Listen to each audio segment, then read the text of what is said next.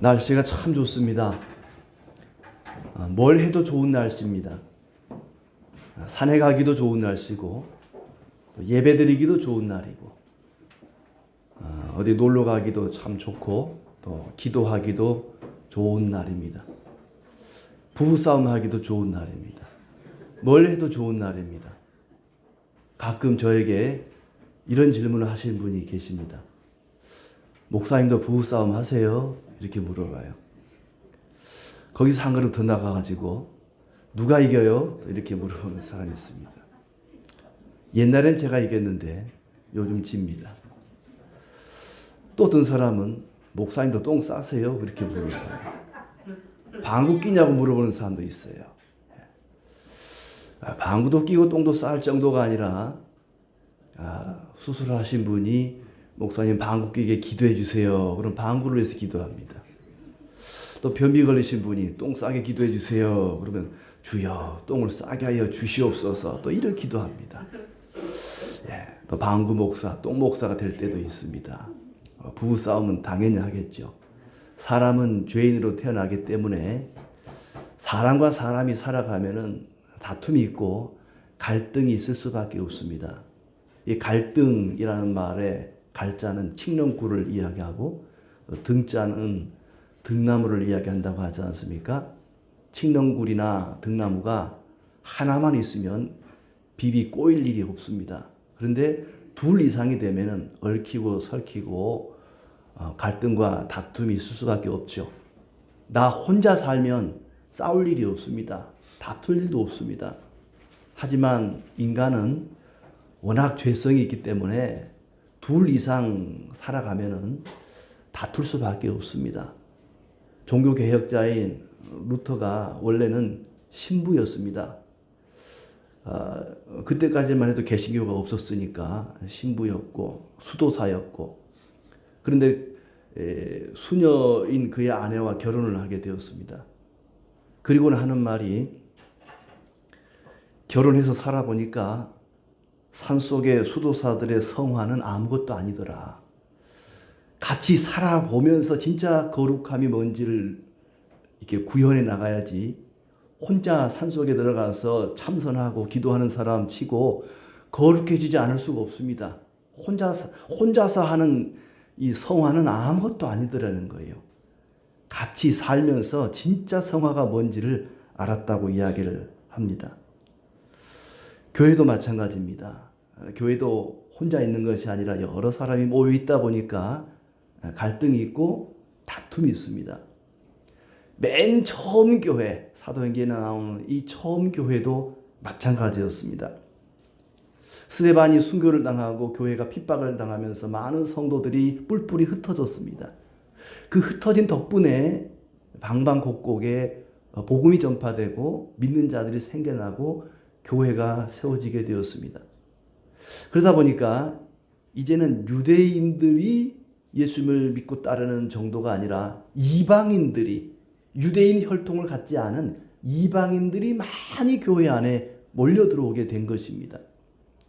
그렇게 많은 사람들이 교회 안에 몰려 들어오면서 자연스럽게 갈등이 생겨나는데, 오늘 사도행전 15장에는 두 가지 갈등, 두 가지 다툼이 나오고 있습니다.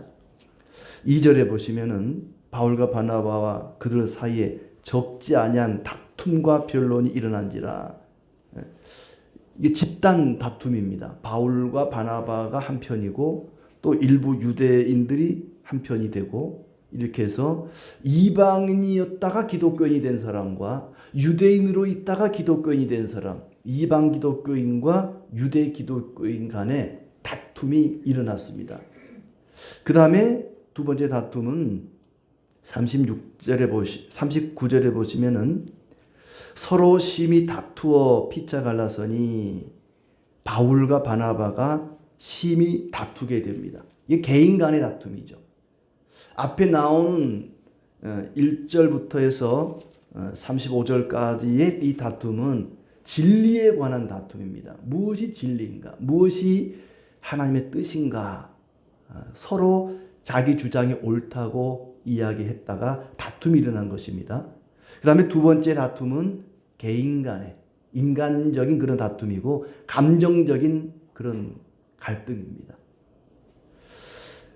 교회 안에도 얼마든지 다툼이 있을 수 있습니다. 바나바와 바울, 중요한 초대교회 사역자들이었는데 사역자들 사이에서도 얼마든지 다툼이 일어날 수 있습니다.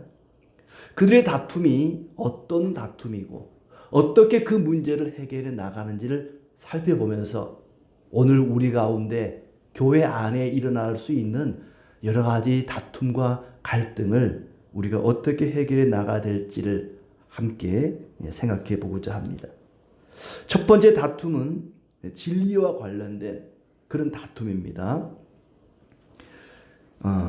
1절에 보니까 어떤 사람들이 유대로부터 내려와서, 지금 바울과 바나바는 안디옥이라고 하는 예루살렘에서 북쪽으로 위치해 있는 이방인의 땅입니다.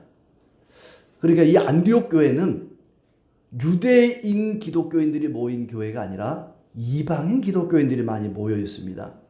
이방의 땅이니까 유대의 혈통을 갖지 않은 헬라 문화에 젖어 있는, 또 뭐 그때까지만 해도 하나님이 아니라 다른 신을 섬기던 그런 사람들이 모여 있는 교회가 이 안디옥 교회인데, 이 안디옥 교회에서 바울과 바나바를 선교사로 파송을 해서 1차 선교 여행을 마치고 안디옥으로 돌아온 거예요. 돌아와 봤더니 이제 유대에서, 예루살렘에서 어떤 사람들이 이 안디옥 교회로 찾아온 것입니다.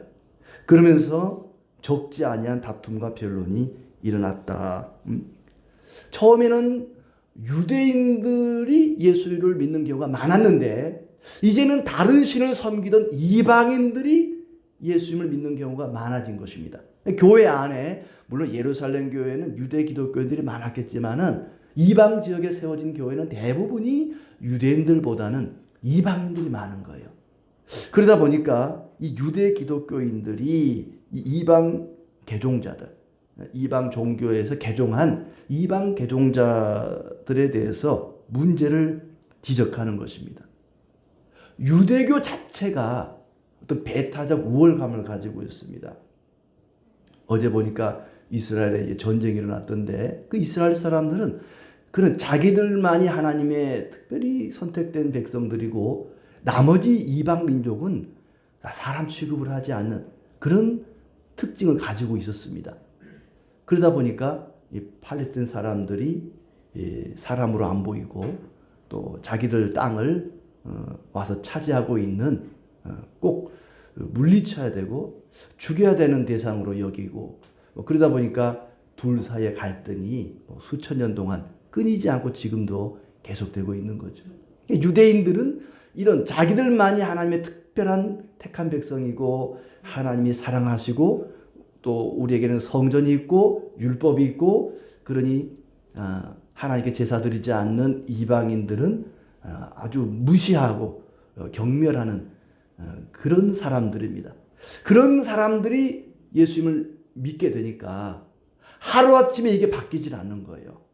여전히 마음속에 이방인들을 좀 무시하고 경멸하고 자기들만이 율법을 가지고 있고 그 율법을 지키고 있고 하는, 물론 다 그런 건 아닙니다만은 이제 이 철저한 유대교에 빠져 있는 사람들은 그런 특징을 가지고 있었던 것 같아요.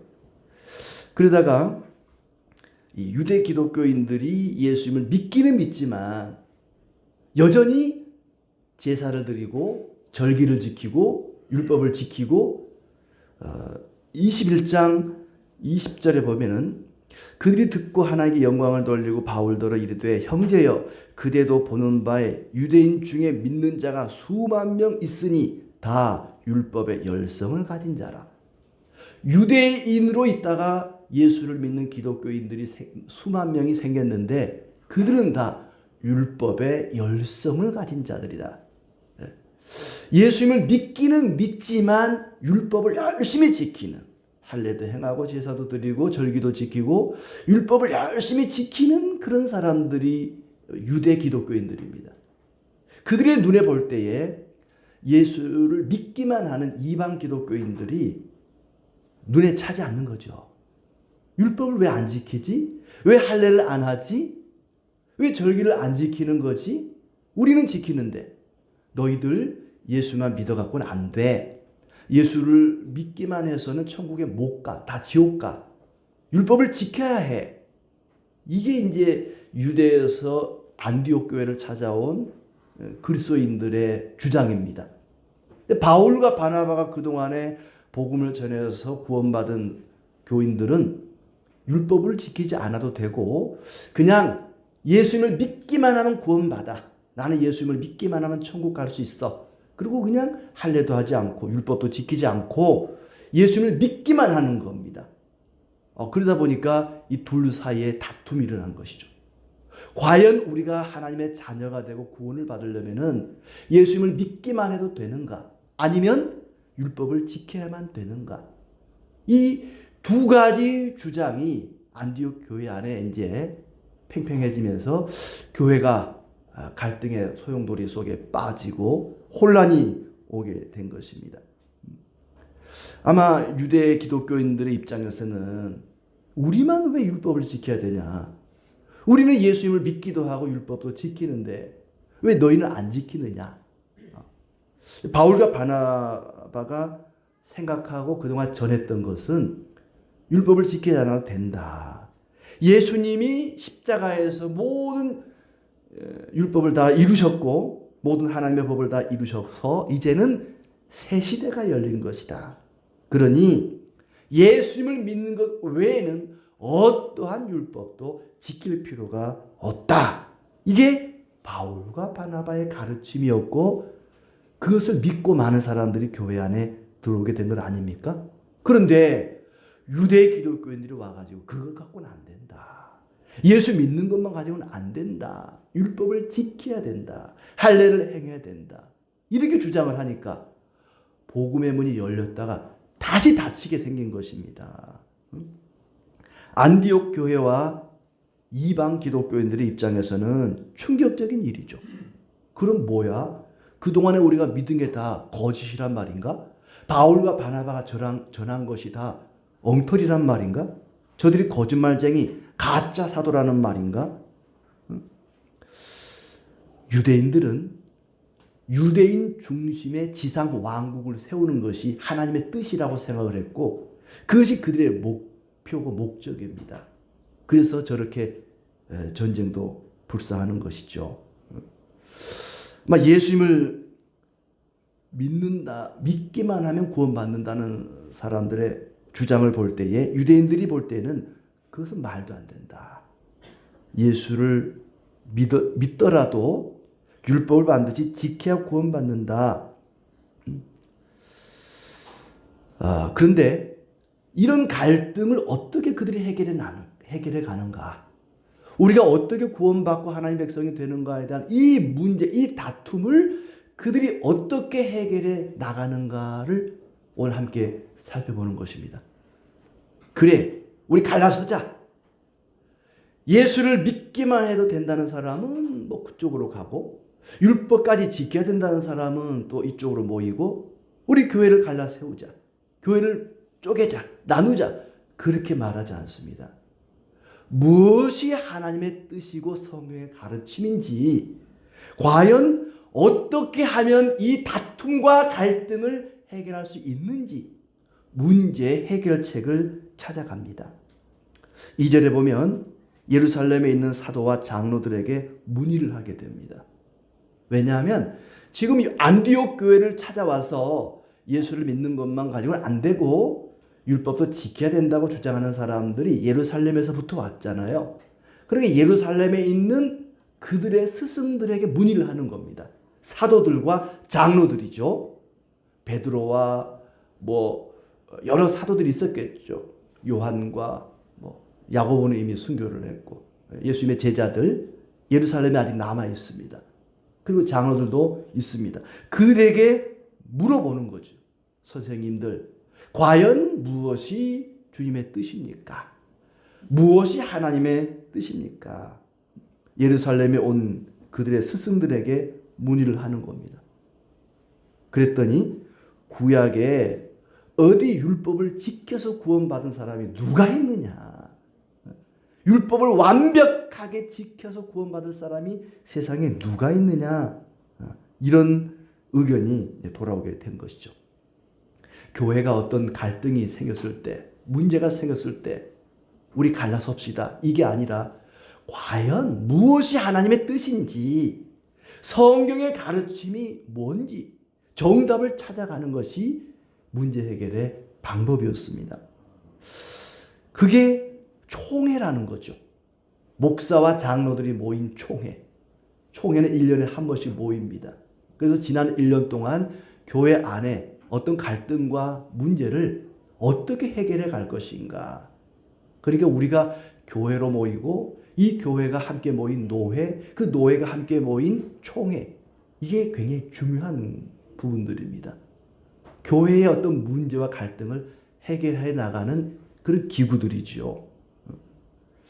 그래서 이 총회는, 예루살렘 총회가 이제 열리는데, 이 총회가 문제를, 갈등을 해결해 나가는데 그 초점은 뭐냐면 하나님의 뜻이 뭔가 하는 것입니다. 과연 하나님의 뜻이 무엇인가? 이것을 목사님, 장로님들이 모여서, 사도와 장로들이 모여서 이제 토론을, 열띤 토론을 하는 것이죠.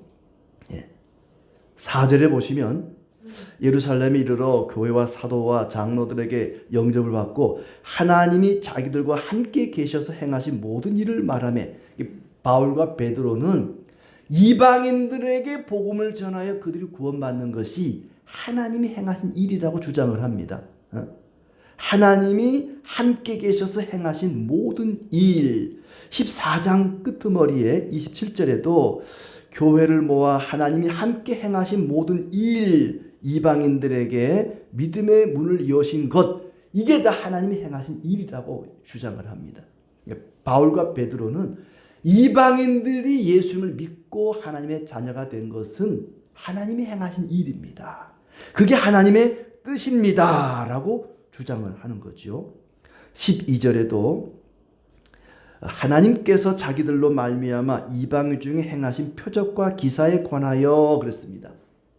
이방인들 가운데 표적과 기사가 일어나고 그들이 복음을 받아들이게 된 것이 하나님이 행하신 하나님의 뜻이다 하는 거죠.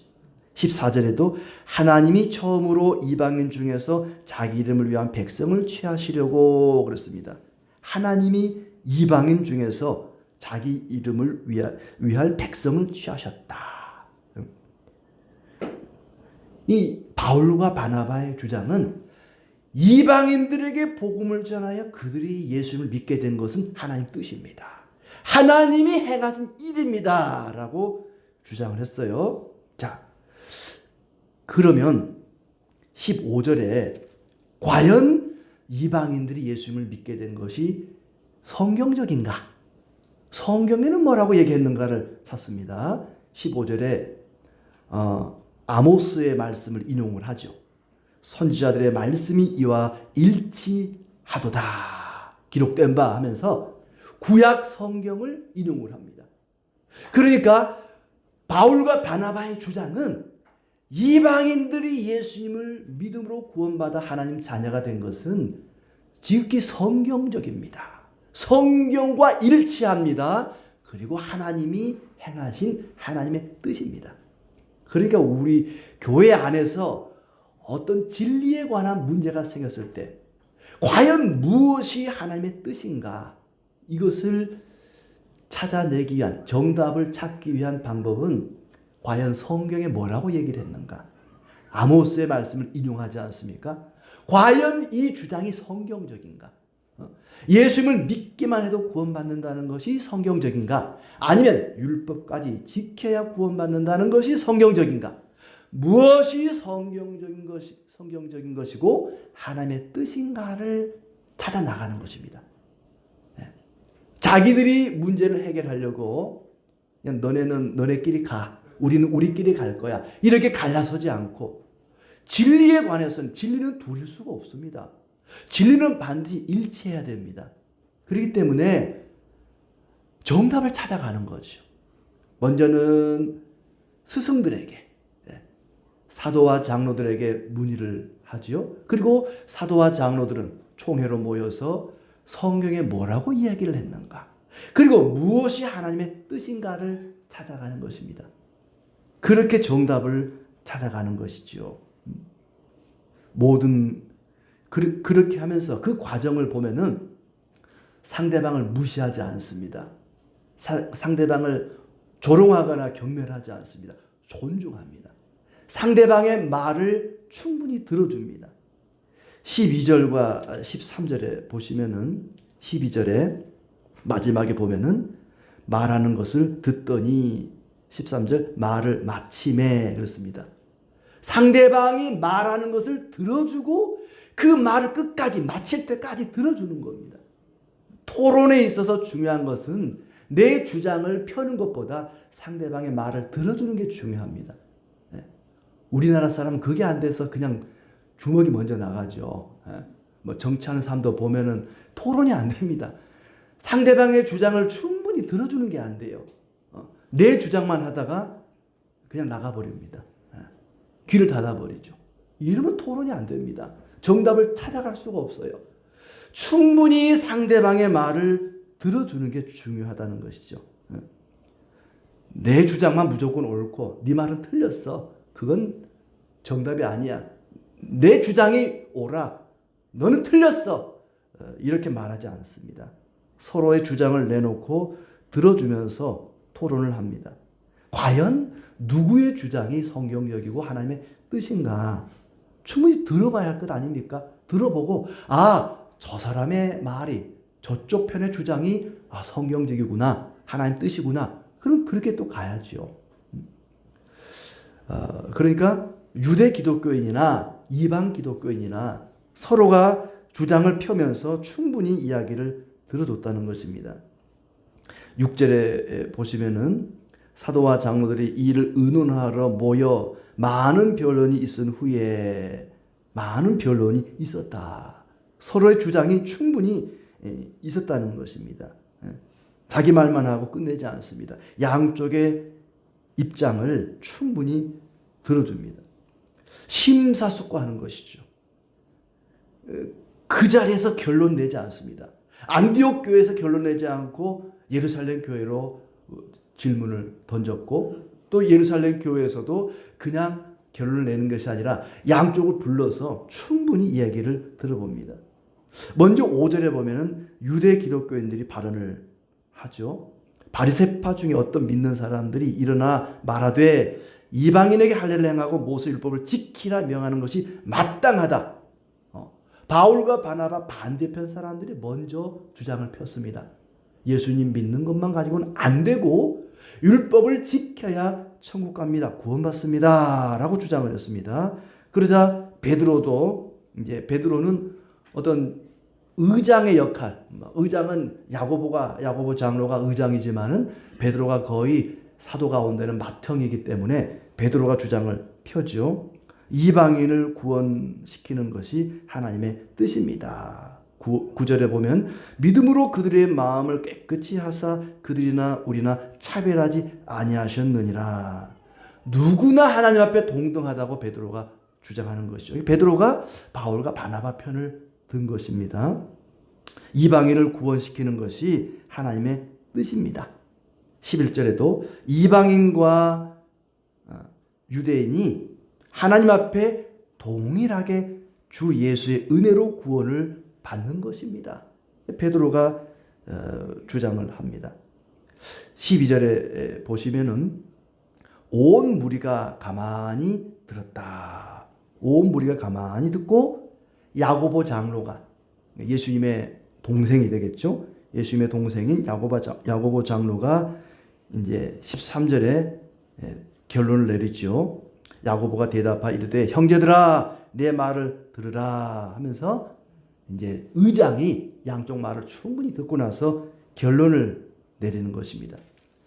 19절에 보면 이렇게 제안하죠. 내 의견에는 이방인 중에서 하나님께로 돌아오는 자들을 괴롭게 하지 말고 율법을 지켜서 구원받는다고 말하지 말아라. 그건 하나님 뜻이 아니다. 구약 성경을 살펴보더라도 그건 하나님 뜻이 아니다.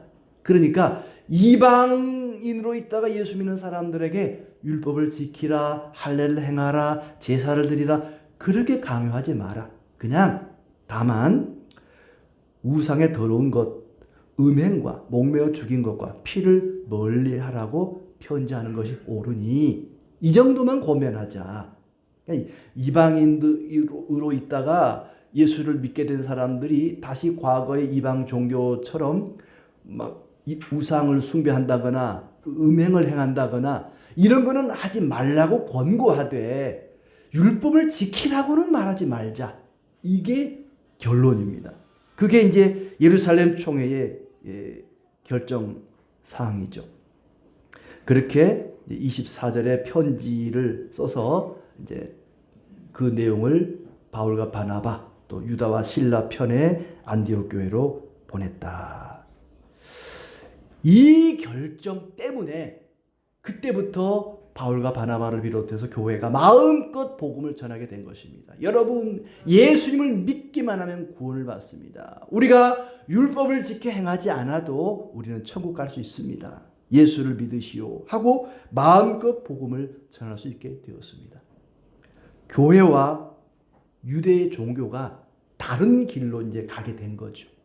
만약에 유대 기독교인들의 입장이 결론이 되었더라면 기독교는 유대교의 한 분파에 불과했을 것입니다. 그냥 기독교는 유대교 안에 흡수가 되고 말았을 것입니다. 이 결정 때문에, 이 결론 때문에 지금의 기독교가 있게 된 것이죠. 유대교와는 전혀 다른 새로운 종교가 된 것입니다. 하나님은 이스라엘만의 하나님이 아니라 온 세상을 다스리시는 하나님이시다. 그리고 누구나 이방인이라 할지라도 예수님을 믿기만 하는 구원을 받는다. 그 덕분에 이 조선 땅에도 복음이 전해지게 된 것이고 이방인인 저와 여러분도 예수님을 믿고 구원을 받게 된 것 아니겠습니까? 만약에 바울과 바나바의 입장이 받아들여지지 않았더라면 우리는 지금도 예수님을 믿더라도 짐승을 잡아 제물을 드리고 제사를 드리고 절기를 지키고 율법을 철저히 지키는 유대인에 불과했을 것입니다. 죄인이 구원받고 하나님의 사랑과 축복을 받는 일에 예수 믿는 것 외에 어떠한 조건이나 자격도 필요 없다는 결론이 내려진 것입니다. 진리는 분명해야 됩니다. 이것도 좋고 저것도 좋고 그럴 수는 없습니다. 예수를 믿는 사람, 믿기만 해도 되는 사람, 아니면 율법까지 지켜야 된다는 사람 같이 갈 수가 없는 것이죠. 진리는 선명해야 됩니다. 이 진리와 관련된 갈등은 바른 진리가 뭔지, 하나님의 뜻이 뭔지, 하나님의 말씀이 뭐라고 가르치는지 우리는 귀를 기울이면서 정답을 찾아가야 될 것입니다. 두 번째 다툼은 아까 말씀드린 대로 36절부터 나오는 인간적인 갈등입니다. 감정적인 문제죠. 첫 번째 갈등, 다툼은 신앙적인, 교리적인 그런 다툼이었습니다만은 이제는 어떤 성격과 관련된 감정적인 그런 대립입니다. 아까 2절에 보면 바울과 바나바가 한편이었습니다. 예수님을 믿기만 하면 구원받는다는 주장을 함께 펼쳤죠. 함께 복음을 전했었고, 근데 이제는 같은 편이었던 바울과 바나바가 두 사람 사이에 싸움이 일어난 거예요. 어떤 문제로 다툼이 일어나게 됐는가 하면 이제 바울이 어떤 교회 갈등, 교회 다툼이 이제 봉합이 되고 문제가 결론이 났으니까 이 결론을 가지고 우리가 그동안에 함께 복음을 전했던 교회를 다시 돌아가서 그들에게 이 소식을 전합시다. 마치 그 의사가 아침 되면은 환자들 회진을 하는 것처럼 그동안에 바울과 바나바가 쭉 다니면서 이제 복음을 전해서 교회를 세웠으니까 그 교회를 둘러봐야 될 거 아니에요. 건강하게 잘 신앙생활 하고 있는지 예루살렘 총회의 결론도 전해줄 겸 우리 같이 갑시다. 씨앗을 뿌린 농부가 아침이 되면은 물을 주러 가는 것처럼 날이 가물 때는 농부가 그러지 않습니까?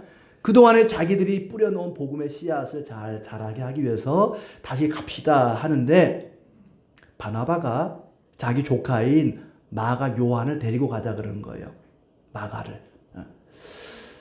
아마 바나바의 누나가 요청을 했던 것 같아요. 우리 아들 마가도 좀 데리고 가다오. 근데 바울이 반대하는 겁니다. 왜냐하면 밤빌리아에서 13장 13절에 보면은 밤빌리아에서 요한은 그들에게서 떠나 예루살렘으로 돌아갔다. 마가는 굉장히 부잣집 도련님 같은 스타일입니다. 마가의 다락방에 120명이 모일 정도니까 굉장히 큰 저택 아니겠습니까?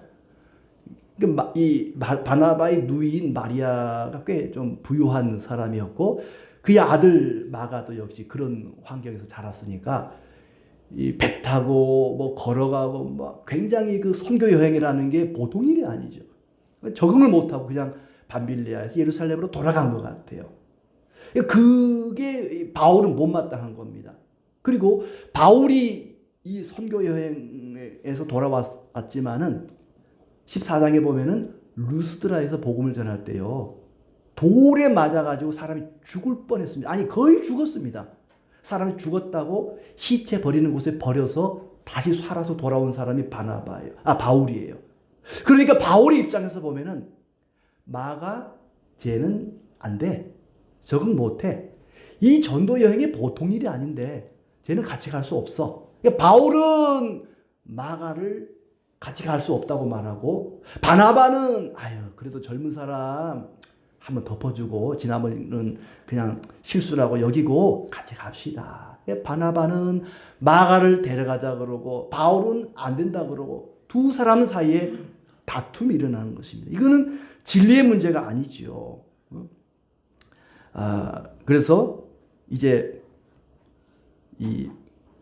결국에는 어떤 결론이 나냐면 둘이 갈라집니다. 바나바는 마가를 데리고 구브로 자기 고향으로 가게 되고 바울은 이제 헬라어에 능통한 로마 시민권을 가진 실라를 데리고 자기 고향 다소로 가게 됩니다. 각기 자기 고향으로 가요. 바나바도 자기 고향 구브로로 또 바울도 자기 고향 다소로 그렇게 갈라져서 이제 가게 됩니다. 14장 15절에 보면은 바울과 바나바가 사람들에게 그러죠. 자기들을 막 신처럼 받드니까 우리도 당신들과 같은 성정을 가진 사람이라. 이 성정이라는 말이 똑같은 인간이라는 거예요. 서로 성질이 있고 다툼이 있고 갈등이 있고 우리도 당신들과 똑같은 그런 인간에 불과합니다. 라고 말을 했는데 정말 그렇습니다. 교회 안에 또는 사역자들 간에 다툼과 갈등이 있는 것이 이상한 게 아닙니다. 인간이 사는 곳이라면 어디든지 다툼이나 갈등이 있을 수밖에 없습니다. 교회 안에 목사님의 의견이라면 누구도 토를 달지 못하고 무조건 수긍해야 되는 교회가 좋은 교회 같지만 그런 교회는 좋은 교회가 아닙니다. 목사님의 의견에 반대 의견이 있을 수 있습니다. 진리와 관련된 문제가 아니라면 의견이 다를 수 있는 거지요. 그 다른 의견을 무조건 틀렸다고 내쫓거나 그 사람을 무시해서는 안 된다는 것입니다. 성도들 간에 의견이 다를 수 있습니다. 그 다른 의견을 존중하고 수용하는 것이 성숙한 교회의 모습입니다. 얼마나 생각이 일치하느냐보다는 다른 생각을 얼마나 잘 수용하느냐가 성숙의 척도가 되는 것입니다. 이래라 저래라 지시하고 가르치는 사람보다는 나와 생각이 다른 사람을 포용할 수 있는 사람이 더 성숙한 그리스도입니다. 왜냐하면 그게 바로 하나님의 마음이거든요. 그게 바로 주님의 마음이거든요.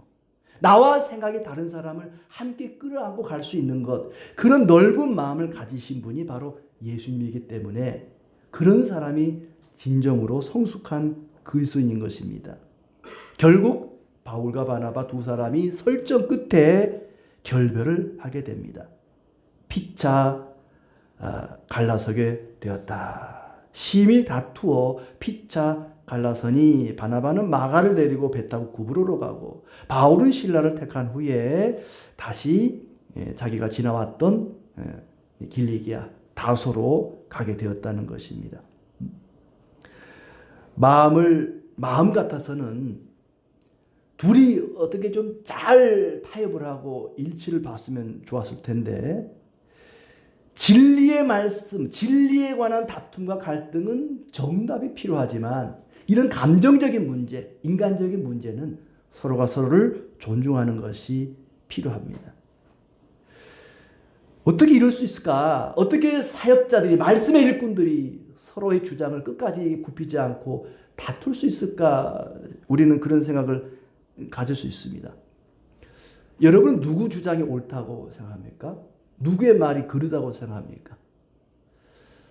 바울같이 저 사람은 안 돼. 선교행이 얼마나 힘든 길인데 나같이 저렇게 비리비리 해가지고는 같이 못 가. 이런 사람이, 이런 주장이 옳은 것일까? 아니면 그래도 젊은 사람 좀 이해해주고 덮어주고 한 번 더 기회를 줍시다. 이런 바나바가 옳은 주장일까? 성경은 누가 옳다 그르다고 판단하지 않습니다. 누가 옳다 그르다 말하지 않습니다. 두 사람 다 각기 자기의 주장에 따라 갈라서게 된 것이죠. 중요한 것은 서로 다투어 갈라졌지만 자기들의 사명만큼은 잊지 않았다는 것입니다. 에이, 나 안 해, 안 가. 나 복음 전하는 거 안 할래. 내 때리칠래. 그러지 않습니다. 바울은 바울대로 신라를 데리고 가고 바나바는 바나바대로 마가를 데리고 복음을 전하러 가는 거예요. 어떤 다툼과 갈등이 있지만은 서로를 존중하면서 각자의 갈 길을 인정해 주는 것입니다. 복음 전하는 사명만큼은 잊지 않았다는 것입니다. 덕분에 전도팀이 2개가 된 거예요. 한 팀이었던 전도팀이 2팀으로 나눠지게 된 것입니다. 사람들은 한국 교회가 분열을 거듭한다고 비난을 합니다.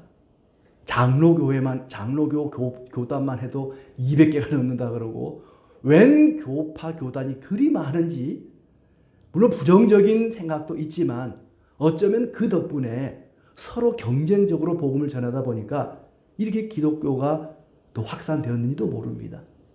부정적인 그런 영향도 있지만 또 긍정적인 영향도 있는 거죠. 세월이 흐른 다음에 바울이 죽음이 가까웠을 때 제일 먼저 찾은 사람이 마가였습니다. 그가 쟤는 안 돼. 비리비리 해가지고 나는 저런 놈하고는 같이 갈 수 없어. 조금 힘들다고 말이야. 중간에 포기하고 가는 놈 나는 같이 갈 수 없어 했던 그 마가를 마지막 죽음을 앞두고 바울이 찾습니다. 디모데후서 4장 11절에 보시면은 바울이 로마의 깜깜한 지하 감옥에 갇혀서 누가만 나와 함께 있느니라. 네가 올 때에 마가를 데리고 오라. 그가 나의 일에 유익하니라 말합니다. 바울이 죽기 이전에 썼던 유언 같은 말씀이 디모데후서예요.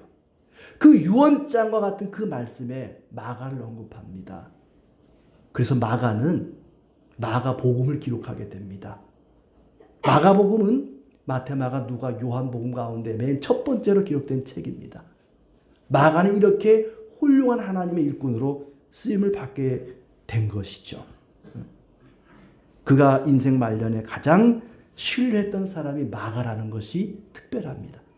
어쩌면 바울이 냉정하게 내쳤던 그 사건이 마가에게 자극제가 되었을지도 모르죠. 아, 그렇구나. 내가 열심히 해야겠다. 아마 그렇게 생각을 했는지도 모르죠. 마가는 비록 전도팀을 이탈했지만 주님을 떠난 것은 아니었던 것입니다. 사람은 자기 생각과 다르면 무조건 배척합니다. 무시합니다. 너는 틀렸어. 너는 안 돼. 너랑 같이 갈 수 없어. 다시는 상종하지 않으려고 하지요. 바울과 바나바는 서로 의견이 달라서 다투었지만 상대방을 비난하거나 너는 틀렸다고 규정하지 않습니다. 바나바는 젊은 사람을 덮어주고 같이 가자고 했고, 또 바울을 향해서 너는 왜 그러냐고 나쁜 사람이라고 비난하지 않습니다. 진리가 다르지 않다면 우리는 서로 존중해야 됩니다. 자기 주장을 강조하다가 상대방을 정죄해서는 안 될 것입니다. 물론 이단의 가르침에 대해서는 단호해야 됩니다. 진리의 문제에 있어서는 정답이 무엇인지 선명하게 말씀을 통해 찾아가야 될 것입니다. 그러나 진리 안에 들어와 있는 사람끼리 인간적인, 감정적인 다툼이 있다면 서로 포용해야 됩니다. 어차피 의견이 달라도 가는 길은 같지 않았습니까? 마가를 놓고 서로 의견은 달랐지만 복음을 전하려고 하는 사명만큼은 같았던 것입니다. 우리와 다른 신앙을 이야기한다면 우리는 진리를 분명히 해야 됩니다. 신앙 진리에 대해서는 확고해야 됩니다. 예수님을 믿지 않아도 구원받습니다. 성경은 하나님의 말씀이 아닙니다. 예수님만이 구원자가 아닙니다. 예수님이 하나님의 아들이 아닙니다. 이런 주장을 하는 사람들과는 같이 갈 수가 없지요. 그러나 예수님이 하나님의 아들이심을 인정하고 예수님만이 우리의 구원자이시며 성경이 하나님의 말씀이라고 인정하는 사람들이라면 이런 감정적인 문제에 있어서는 서로를 존중할 필요가 있습니다. 사소한 문제에 목숨을 걸지 마십시오. 어쩌면 우리가 소중하다고 여기는 것들은 언젠가 다 사라지고 없어질 것들입니다. 힘, 또 지식, 돈, 사람, 내가 소중하다고 여기는 것들이 언젠가는 하나 둘씩 내 곁을 떠나갑니다. 이 청력도 약해지고 치아도 약해지고 시력도 약해지고 나중에 나이 들다 보면 걸음걸이도 이상해집니다. 사랑하는 사람들도 하나 둘 떠나게 됩니다. 결국에는 나 혼자 남게 될 것입니다. 누가 먼저 갈지는 모르지만 여기 있는 우리들 언젠가는 나 혼자 남게 될 것입니다. 끝까지 나와 함께 하시고 결코 나를 떠나지 않는 분은 주님밖에 없습니다. 그 하나님만을 붙잡고 사는 사람이 현명한 사람이고 지혜로운 사람입니다. 그 진리는 대단히 우리에게 중요합니다. 그러나 진리의 길을 함께 가는 중에 감정적인, 인간적인 갈등이 일어난다면 우리는 서로를 존중히 여기고 서로를 배려하고 귀하게 여겨야 할 것입니다. 갈등이 없는 교회가 좋은 교회가 아니라 그 갈등을 어떻게 슬기롭게 극복해 나가는가를 보고 그 교회가 좋은 교회인지 좋지 않은 교회인지를 판단할 수가 있을 것입니다. 세상 사람들은 그렇게 다투고 갈라지고 다시는 상종도 안 할 것처럼 그렇게 내버릴 수도 있습니다. 그러나 우리는 세상 사람들과 똑같은 사람들이 아니라 그리스도인들입니다. 구별된 사람들입니다. 서로를 존중히 여김으로써 서로를 이해하고 용납함으로써 거룩한 성도의 삶을 살아가시기를 진심으로 기원합니다.